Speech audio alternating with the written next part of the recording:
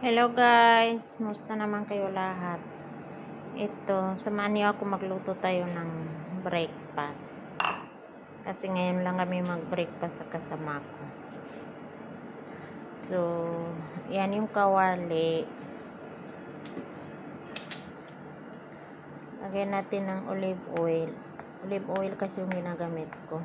Kunti lang. Tapos guys, hindi na ako gumamit ng sibuyas. Bawang lang. So, ganyan siya guys. Linagay ko na yung bawang.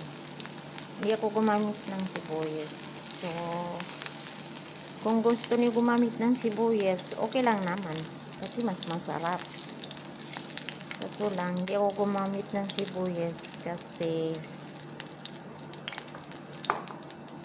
ayaw ko yung sibuyas muna.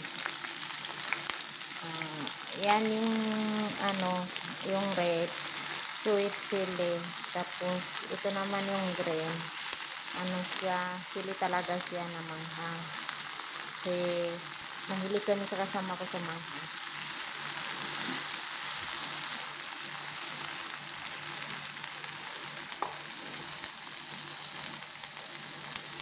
Tatakipan ko lang yung saglit para maluto yung chili. So, guys, linagay ko lang dyan asin, at saka paminta, at saka ajinomoto.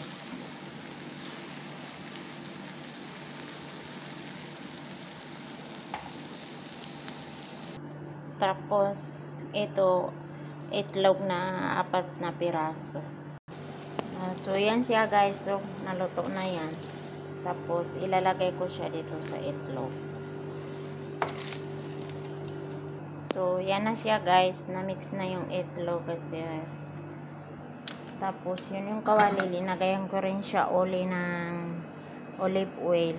Kasi para hindi siya didikit. Pwede naman na hindi nalagyan kasi maganda naman yung kawali. Kaso lang linagayan ko lang kasi para maganda baliktarin. So, ganyan siya guys. Tatakipan ko lang siya para madali maluto. Tapos maganda siya ng baliktarin mamaya.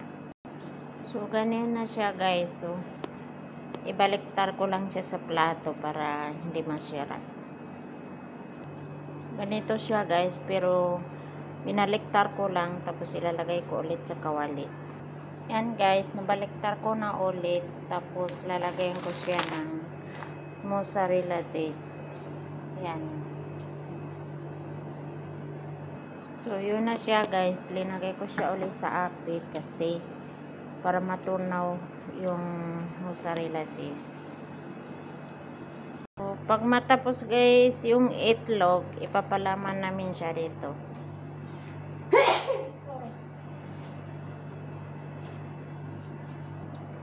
Papalaman siya dito guys. So, kariwasan. Wala siyang kasi yung palaman. So, yun ang ipalaman namin itlog. So, ito siya guys. Okay na siya. Sa akin, okay na siya yung ganon.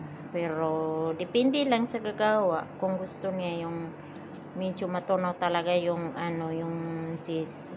Ako kasi gusto ko yung ganyan. Hindi masyado tunaw yung cheese. So, yan na yung guys. Gerol ko lang siya para maganda na ipalaman doon sa kariwasan. So, ganyan siya guys. So, hinati ko yung kariwasan.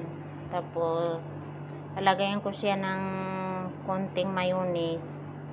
Depende sa inyo kung option lang kung maglalagay kayo ng mayonnaise o ketchup. So, pwede niyo to baonin sa mga trabaho niyo o yung mga bata pumapasok sa school. So, pwede niyo gawin ng ganito. Baon nila sa school. O, di baon din niyo kung sino yung nagwa-work sa labas. Ganito na lang. Masarap siya. So, ganito siya guys. Linagayan ko na siyang mayonnaise. Yan yung mayonnaise na ginamit ko. So, ilalagay ko na lang yung itlog. Pwede kayo maglagay ng ketchup kasi ako hindi ko naman gusto yung ketchup. So, mayonnaise na lang. Tapos, maglagay din ako ng yung sili sauce, kaso lang manghang din yung itlog kasi marami ako linagay na sili kaya hindi na ako naglagay. So yan na siya guys, lanagay ko na yung palaman ni na itlog. So yan, may palaman na yan. So pwede niyo ipainit para yung kariwasan maano siya, lumambot siya ng konti. So option lang kung gusto niyo painit o hindi.